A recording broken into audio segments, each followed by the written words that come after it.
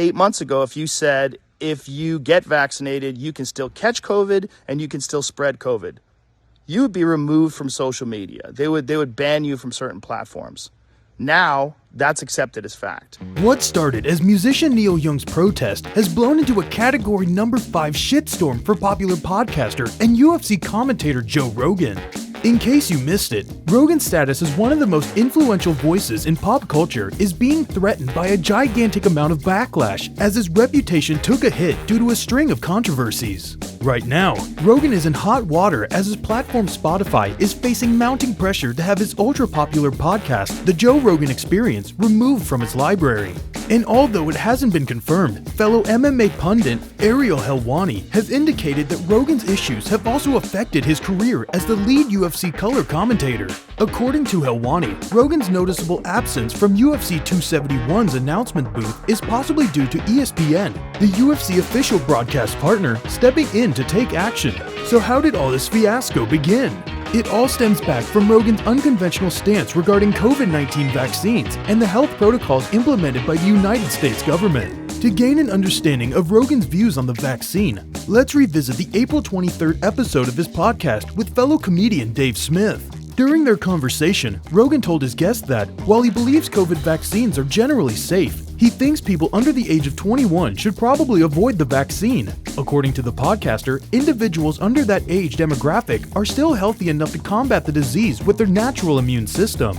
Those comments sparked outrage as Rogan's critics pointed out that young people can and do die from COVID as well. The comic responded by reiterating that he believes the vaccines are safe and added that he's merely stating his beliefs and is not trying to offer an expert opinion.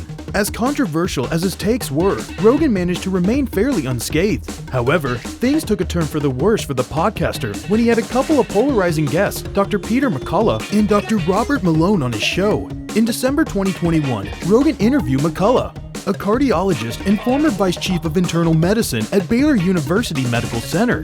During this nearly 3-hour conversation, McCullough had multiple claims that many medical experts dismissed as inaccurate and misleading. Meanwhile, Rogan hosted Malone, a pioneer in mRNA vaccines, during a late December 2021 episode. While the virologist can be considered an expert in the field, his opinion on the COVID vaccine had generated controversy with the medical community. Out of all of Malone's comments, the one that stood out the most was his comparison to the US government's response to Nazi Germany. And that's when singer-songwriter Neil Young entered the picture. The Canadian-American icon challenged Spotify to remove the controversial Joe Rogan Experience podcast from the platform and threatened to pull out his songs if they refused. Spotify chose Rogan. However, the protests didn't stop there. Young's former bandmates Graham Nash, David Crosby, and Steven Stills followed suit. Soon fellow musicians such as Nils Lofgren, India Ari, and many more did the same.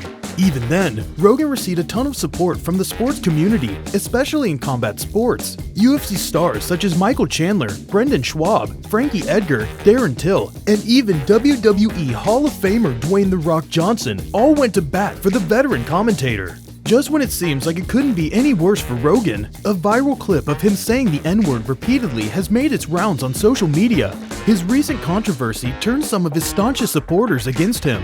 Former Democratic presidential candidate Andrew Yang, who was largely supportive for Rogan, retracted a sympathetic tweet towards the comic and apologized for downplaying the issue. However, Yang maintained that he hopes people will find it in their hearts to forgive Rogan.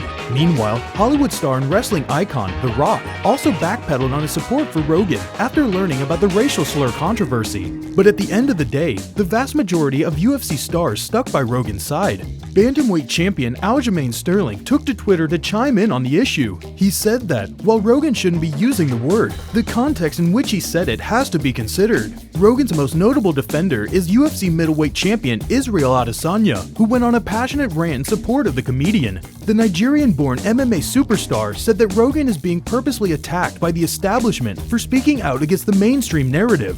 Adesanya didn't appear to be bothered by Rogan's use of the N-word and punctuated his soliloquy by dropping the slur, practically absolving Rogan. The next couple months is pivotal. It will determine the fate of Joe Rogan, his relationship with Spotify, as well as his status as the most popular podcaster on Earth. Regardless where you stand on the issue, what happens to Rogan is definitely one of the most anticipating developments, not just within the MMA community, but in modern history.